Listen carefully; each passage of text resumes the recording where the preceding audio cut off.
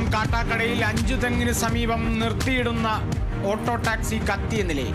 അഗ്നിശമന എത്തി തീയണച്ചു. പെട്രോൾ ഉപയോഗിച്ച് കത്തിച്ചതാകാമെന്ന് നിഗമനം.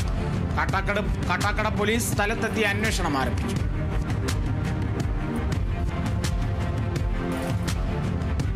തിരുവനന്തപുരം പാറശാലയിൽ സ്വിഫ്റ്റ് കാർ നിയന്ത്രണം വിട്ട് പോസ്റ്റിലിടിച്ച് തല കീഴായി മറിഞ്ഞു. കാറിലുണ്ടായിരുന്ന മാർത്താണ്ഡം സ്വദേശികൾ നിസാര പരിക്കുകളോടെ രക്ഷപ്പെട്ടു. അപകടത്തിന്റെ CCTV ദൃശ്യങ്ങൾ പുറത്തു.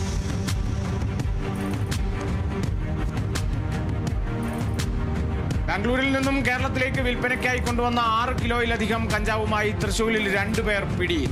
ഉഴിക്കാട്ടുശ്ശേരി സ്വദേശി ലെനിൻ ജോൺസൺ, ചെല്ലാനം സ്വദേശി സ്റ്റെമിൻ എന്നിവരെയാണ് മണ്ണുത്തി പോലീസിന്റെ പിടിയിലായി.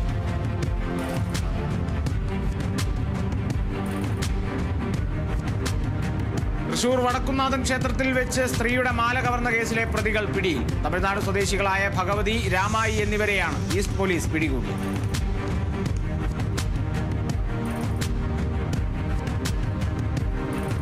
തിരുവനന്തപുരം നെടുമങ്ങാട് വൈദ്യുതി ചാർജ് വർധനവിനെതിരെ പ്രതിഷേധ ധർണ സംഘടിപ്പിച്ചു. താലൂക്ക് കമ്മിറ്റിയുടെ ആഭിമുഖ്യത്തിൽ നെടുമങ്ങാട് ഇലക്ട്രിക് സെക്ഷൻ ഓഫീസിന് മുന്നിൽ സംഘടിപ്പിച്ച ധർണ മുൻ ജില്ലാ പഞ്ചായത്ത് അംഗം മാനാട് ജയൻ ഉദ്ഘാടനം ചെയ്തു.